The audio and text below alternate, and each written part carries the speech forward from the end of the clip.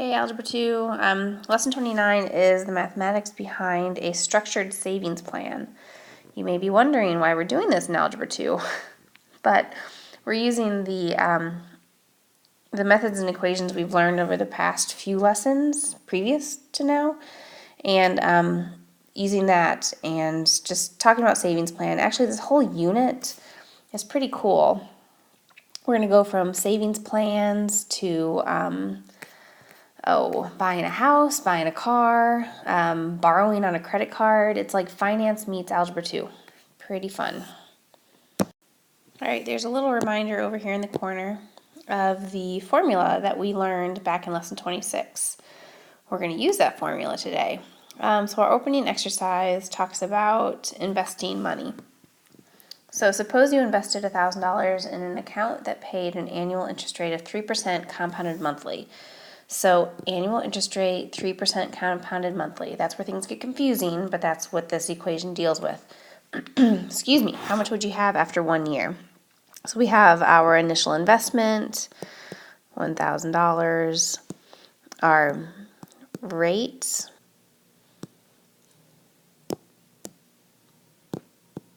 .03/12 raised to the 12 times 1, which is silly. I know, I've just shown you all the pieces and parts. If I look at this, 1 plus 0.03 divided by 12 gives me 1.0025 raised to the 12 times 1,000. Let's go ahead and do that math. So the amount of money we have after 1 year is $1,030.42. Cool? Do you remember how to use this formula now? I'm hoping, because that was the point of this little exercise, right? So today we're studying geometric series. Goodness.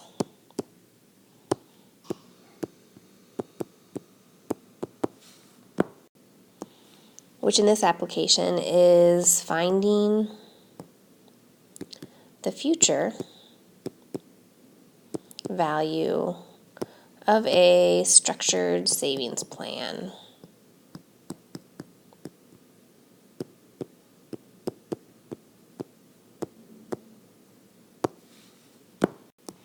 Okay, let's start this discussion with an example. So I want to deposit $100 at the end of every month into an account for 12 months. If there's no interest earned on these deposits, how much money do I have at the end of 12 months? Well, I'd have $1,200. That's an easy one, right? That's 12 times $100 is $1,200. Okay? Now let's make an additional assumption. Suppose that our account is earning an annual interest rate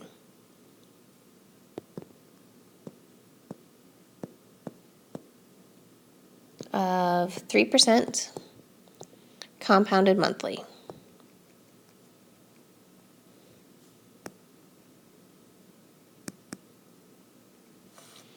Cool. We would like to find out how much will be in the account at the end of a year. Okay, the answer requires a few calculations, not just one. So I've got the interest rate per month. Interest rate per month.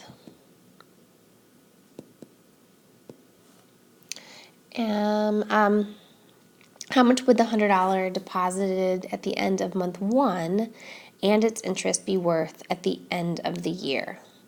Phew, how much would the $100 deposited at the end of month 1 and its interest be worth at the end of the year?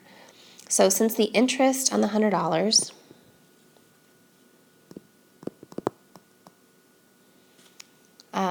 would be compounded 11 times, that's month 1, so I'm compounding it 11 times.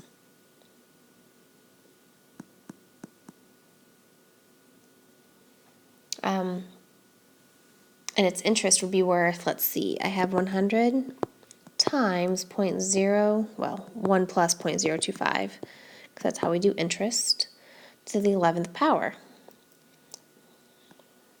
That's the equation. Okay, future value equals principal or initial investments, 1 plus the rate. We're going to do I, since that's what we're talking about, raised to the time. Okay, you remember that one? Cool. So this gives me, if I do that math right there, $131.21. Cool? This is what we're looking for, though. I'm leaving this in this form. I'm going to use this. So I know it's $131.21, but this is what I'm looking to use at the moment. So don't lose that. Go ahead and jot it down. We're going to use it. Okay, what else do I want to do? How much would the $100 deposited at the end of month 2? So that's month 1. This is month 2. We're going to compound this one how many times? 10 times, right? So we have $100, 1 plus 0.025, raised to the 10. And we don't need to calculate it, but some of you are curious, and I'm okay with that. That would give me $128.01. All right? Okay, I'm moving to the next slide. I assume you guys are taking notes. So how much will the $100 that we're depositing at the end of the remaining months be? So we did month 1 and we did month 2. So month 1 would be $100, 1.025 raised to the 11th. Month 2, same deal, except we're raising it to the 10th. Month 3, I really don't want to write all of these down. Let's see, 9th, etc., etc. Okay, this exponent's going to go 8th, 7th, 6th, 5th, 4th, 3rd, 2nd, 1st, and the 0, which knocks that out and makes it a 1. This would be the 12th month, which will be 100, 1.025 raised to the 0 power, which makes that 1, which makes that 100. Cool? So that is what we're doing. But that's our geometric series, and we really don't want to do this to calculate how much money we have in the bank, right? This is really tedious, not much fun, sort of hard to do, so it's not what we're going to do. All right? So let's keep on working through this so that we can find an easier way. All right, so every deposit except for the final deposit earns interest, right? If we list the calculations from the final deposit to the first deposit, we get the following sequence. Final deposit, next deposit, next deposit. We're just listing those out. And again, I don't feel like doing all this. I'll do another one.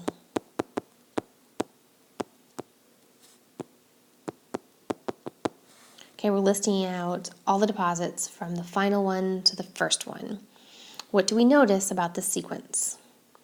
Okay, the sequence has initial a term. Let me erase that. I want to make sure that we all know this is our geometric sequence because we're multiplying with an initial term of 100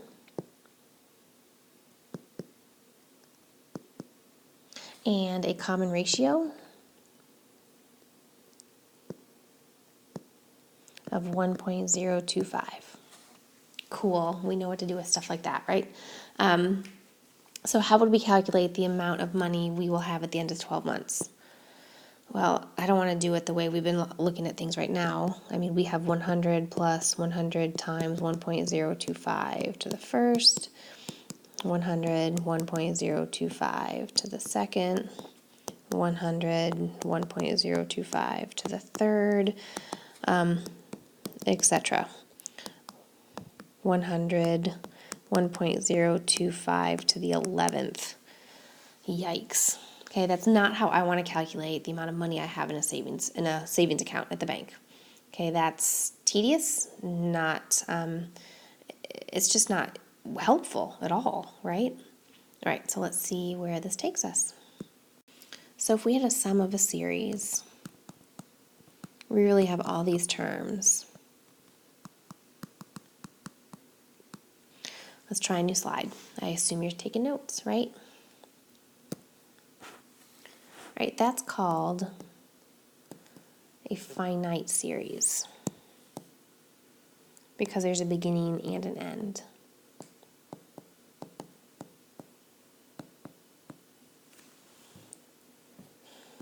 And we're going to call that S sub n. A1 plus A2 plus A3 plus AN. Okay, it's a finite series, a sequence of numbers, a sum of numbers, okay? These are called the terms. And this is the sum of the series. Okay?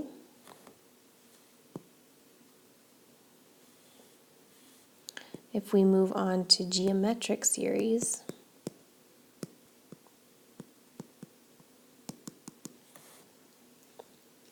that's a sum of terms that form a geometric sequence. So here we have S sub n, A plus AR plus AR squared plus AR cubed, etc., AR to the nth power, right? So the geometric series that we generate from our structured savings plan, A was 100 and R was 1.025, right? And then N was 12 for our particular geometric series, right? Let's see if we can apply what we've learned to a few examples. Okay, example 1. Let A sub R, AR, not sub, I'm sorry, AR squared, AR cubed, AR to the fourth power be a geometric sequence with the first term A and a common ratio R. Show that the sum of the first n terms of the geometric series is given by this equation. Okay, this is awesome. This is what we're working for, right? So, the first thing I'm going to do is take this equation and multiply both sides of the equation by R. So I have R times S sub n equals AR plus AR squared plus AR cubed plus lots of ARs, AR to the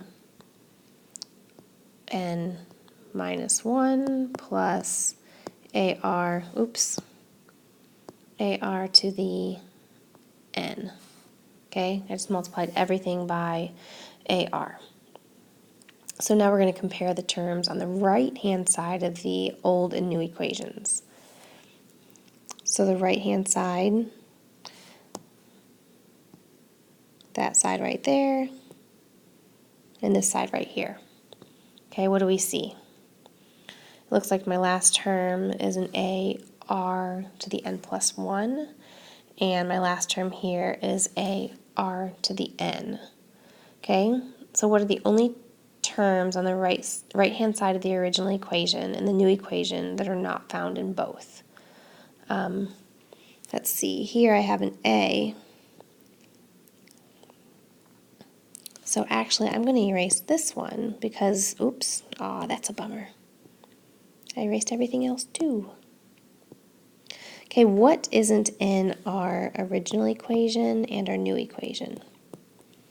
I've got an A is not in the new equation, and an AR to the nth power is not in the old equation. Those are the only things that are not in the same equations. Everything else is equal, right? Okay, so what are the only terms on the right-hand side of the original equation and the new equation that are not found in both? I circle them. So therefore, if I take this equation and subtract this equation, what's going to cancel out? Everything except what is circled. Okay, because everything is in the old equation and the new equation except a and a r to the nth. And then we have s sub n minus r times s sub n. Okay, we're still moving. I just wanted to show you. So now I'm going to factor out an s sub n, and I'm going to have 1 minus r, and I'm going to factor out, look at my equation, an a, and I'm going to have 1 minus r to the n. Divide both sides by 1 minus r.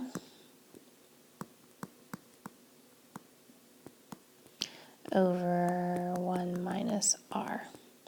It's sort of magic, but not, because math is not actually magic, even though some of us believe that it could be. I'm just cleaning this up a little bit. It's just mathematics. I canceled things. I subtracted stuff. It all works, right? So I just did that. Let's see. It said show that the sum s sub n of the first n terms of a geometric series is given by the equation. Okay? All right, let's see if we can apply this. Okay, we have 3 exercises in this part. Find the sum of the geometric series, right?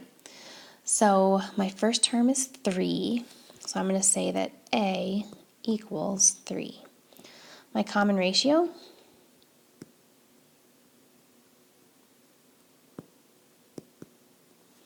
is r is 6 over 3, or 2. And how many terms do I have? 1, 2, 3, 4, 5, 6, 7. 7 terms.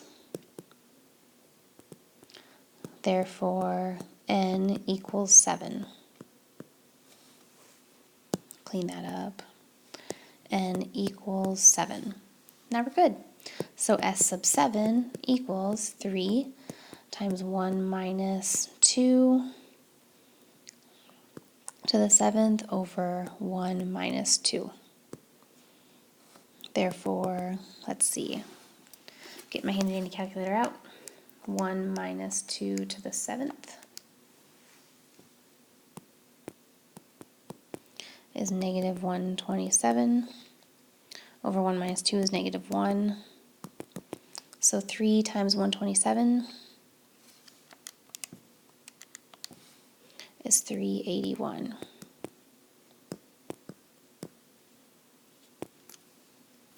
It's like magic. Okay, another one. Okay, here we can see really clearly that A is 40 and R is 1.005 and N is 11. Nope, 12. So sorry, it is n minus 1, so N is 12. So S of 12, 40, 1 minus 0.005 to the 12th power over 1 minus 0.005. So let's do the math. 1 minus 0.005 raised to the 12th power divided by 1 minus 1.005. So I've got 40. In my numerator, I had negative 0.0617 and some change. My denominator, I had negative 0.005.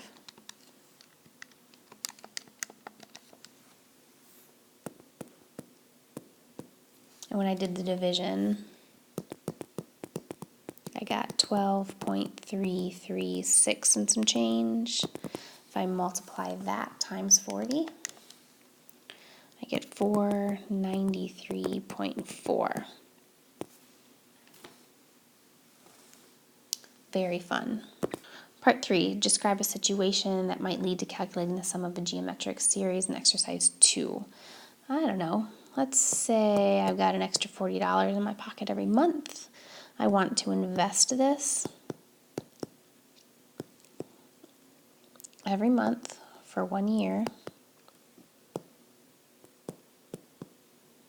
And my interest rate is, what is that? I had my common ratio was 1.005. So that'd be 1 plus 0.005. How did I get that? Because remember, that is my rate over time, which would be the months. It's over 12 for us. So if I take 0.005 times 12, I get 0.06. So 6% interest compounded monthly.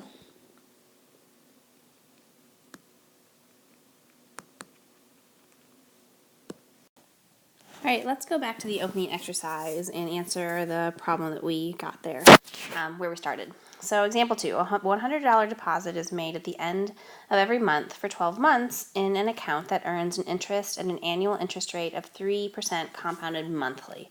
How much will be in the account immediately after the last payment? So we know that the amount is, 100 the first month, 100 times 1.025, 100 times 1.025 squared plus 100 1.025 to the 11th power. Okay, but that's what we don't want to do. As a reminder, this is a geometric series where A is 100, R is 1.025, and N is 12, right? So let's use our equation now. S sub 12 is 100, 1 minus 1.025 to the 12th over 1 minus 1.025. Okay, crunch those numbers and we have S equals $1,379.56.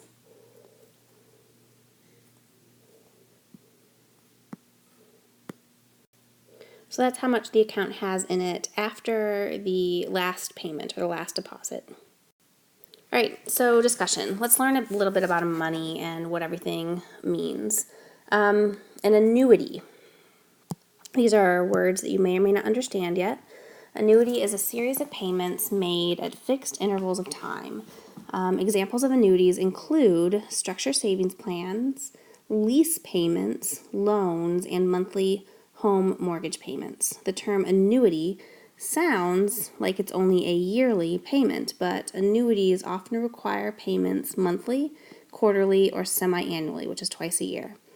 The future amount of the annuity, which we call A sub F, is the sum of all the individual payments made plus all of the interest generated from those payments over the specified period of time.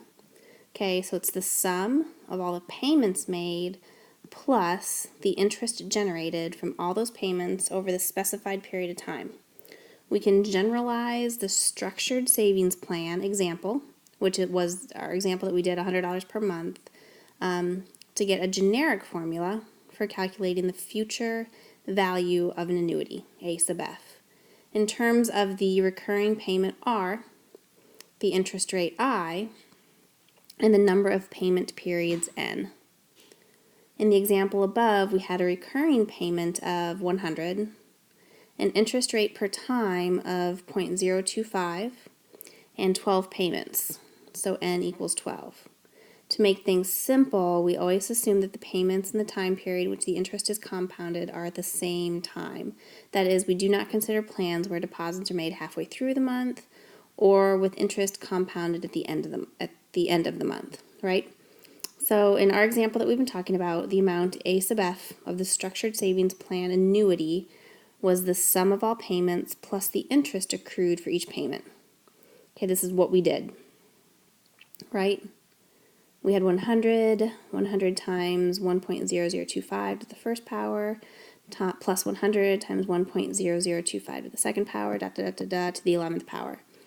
This, of course, is a geometric series with n terms. A equals r, and r equals 1 plus I.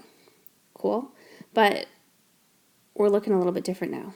Okay, after substituting into the formula for a geometric series and rearranging, this is what we get. So this is what we are remembering.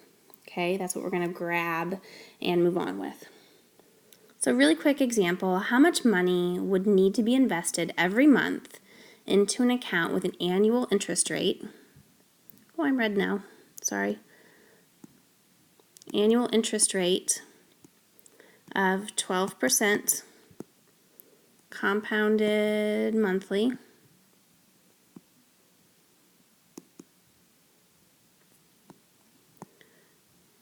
in order to have $3,000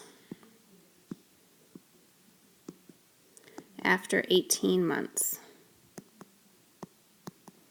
We can put it into the equation. 300 equals R, 1.01 to the 18 minus 1 over 0.01. Okay, we're going to solve this for R. I can solve this. So I get 19.61, divide both sides by 19.61.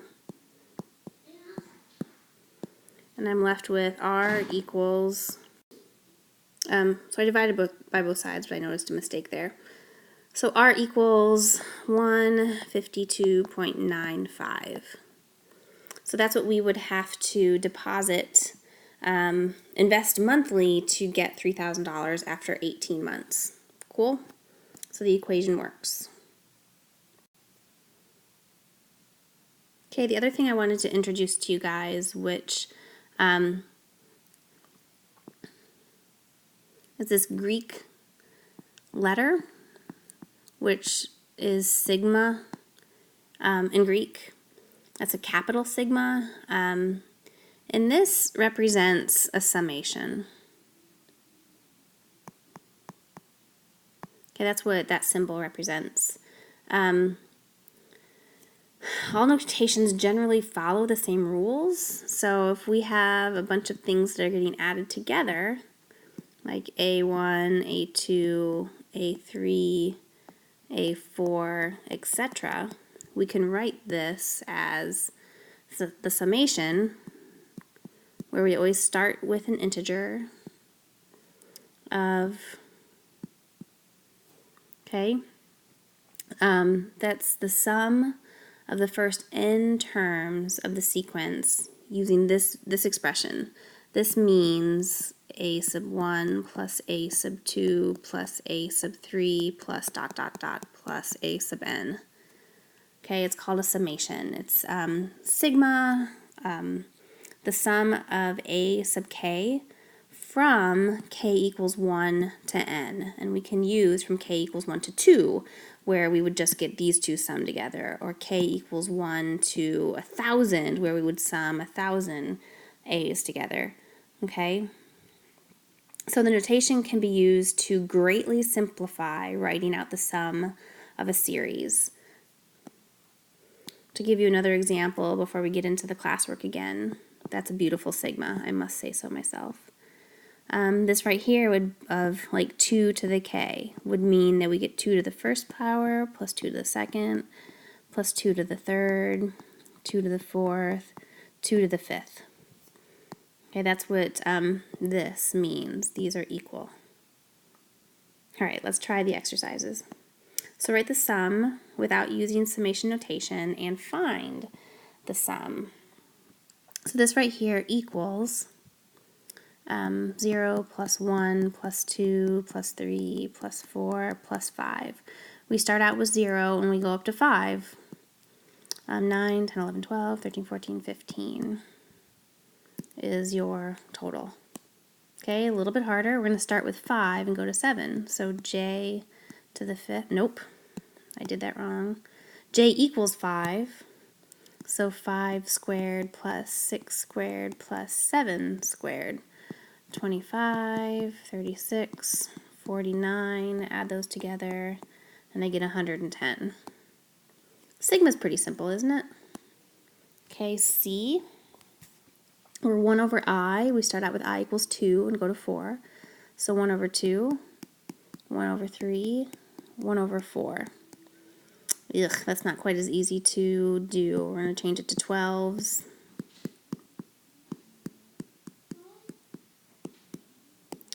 Um, 7 plus 6 is 13 over 12.